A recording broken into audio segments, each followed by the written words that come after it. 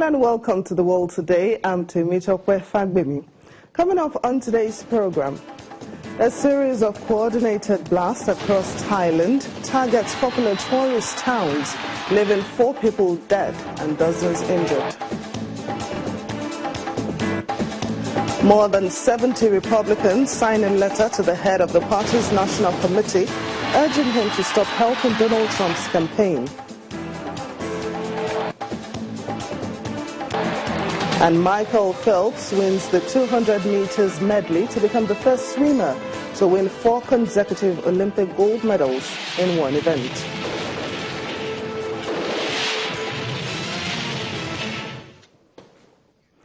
At least 4 people have died and many others injured in Thailand after a series of coordinated blasts targeted tourist towns. 2 people died after 4 bombs hit the popular resort town of Hue Hin over the past 24 hours. Several blasts also hit the island of Phuket today, killing 2 other people. No group has claimed responsibility for the attacks, but suspicion is likely to fall on separatist insurgents. A wave of explosions hit tourist resorts in southern Thailand in a matter of hours, killing at least 4 people and wounding dozens. The upmarket resort of Hua Hin was hit by 2 bombs late on Thursday night, and another 2 blasts in the same town on Friday morning caused no casualties. The explosions happened ahead of a public holiday on Friday to mark the birth of Queen Sirikit. Hua Hin is a popular upscale Thai resort of South Bangkok, and many people will have gone there for the holiday weekend. Meanwhile, tourist areas of Phuket, Phanga and Patong were also targeted. 1 Thai man was slightly hurt. 1 other person died and 5 more were wounded in the southern province of Surat Thani. The attacks prompted tighter security in the area, particularly in relation to ferries serving other tourist centers.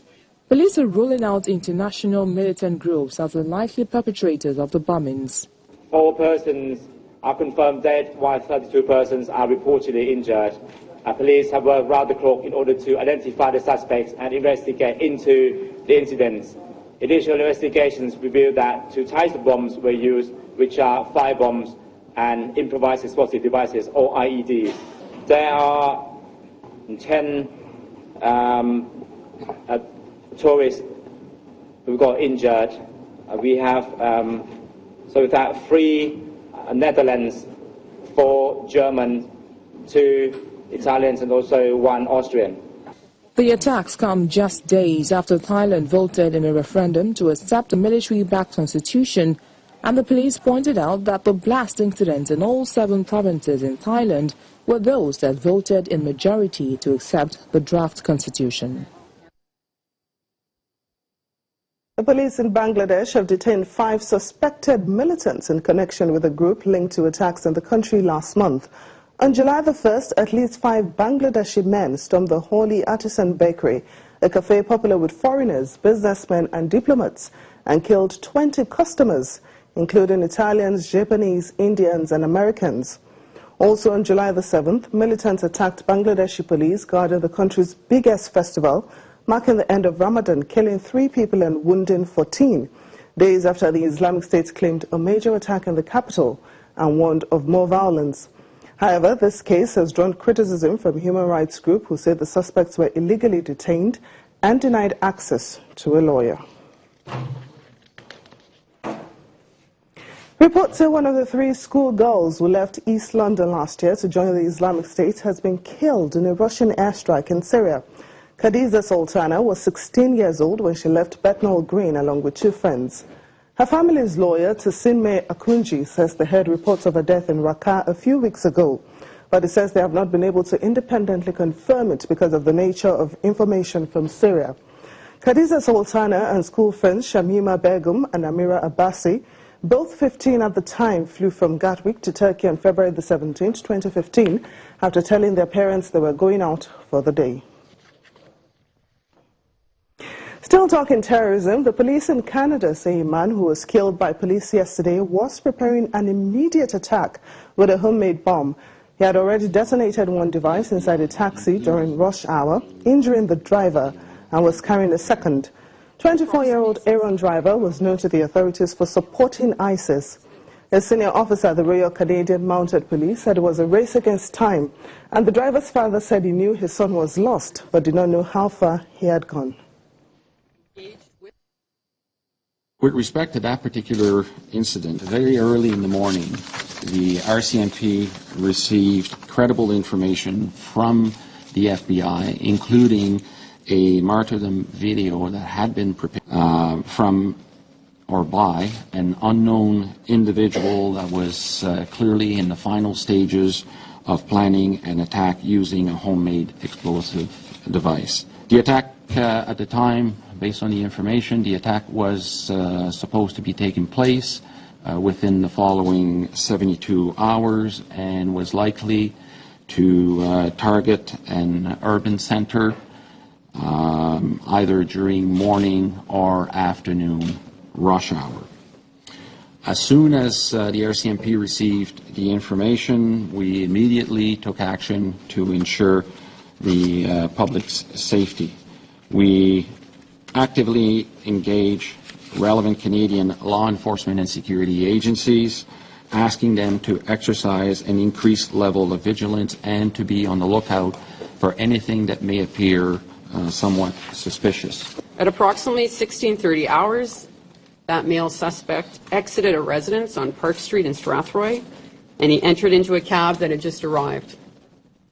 The RCMP emergency response team engaged with the suspect, who detonated a device in the back of the cab.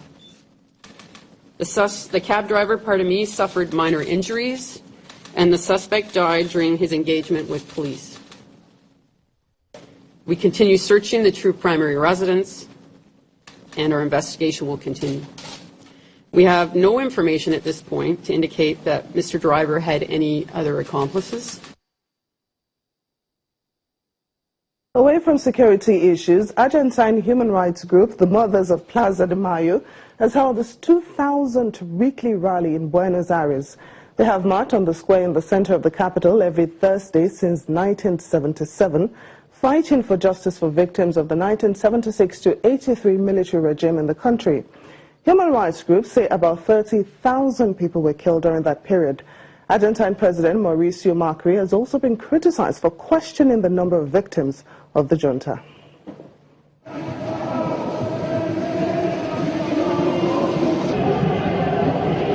Argentina's activist group, the Mothers of the Plaza de Mayo, set out on their 2000th march in downtown Buenos Aires' Plaza de Mayo to demand justice for their children who went missing during the country's brutal military dictatorship of 1976 to 1983. The group works to reunite family members separated during a crackdown on leftist groups, and along with their sister group, the Grandmothers of the Plaza de Mayo, they've brought together nearly 120 families.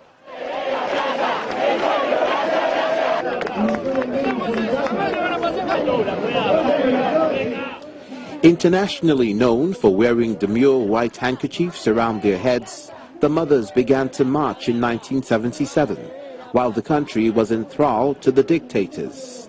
Decades on, the millions of Argentines affected by military rule are still in the hearts of the Mothers of the Plaza de Mayo, who have not forgotten why they still take to the streets. I think that there are no women like us in the world, with the strength in our bellies, in our hearts, in our bodies, with so much responsibility for our children whom we love and whom we continue to defend. Coming up in a moment, more than 70 Republicans signed a letter to the head of the party's National Committee urging him to stop helping Donald Trump's campaign. Please stay with us.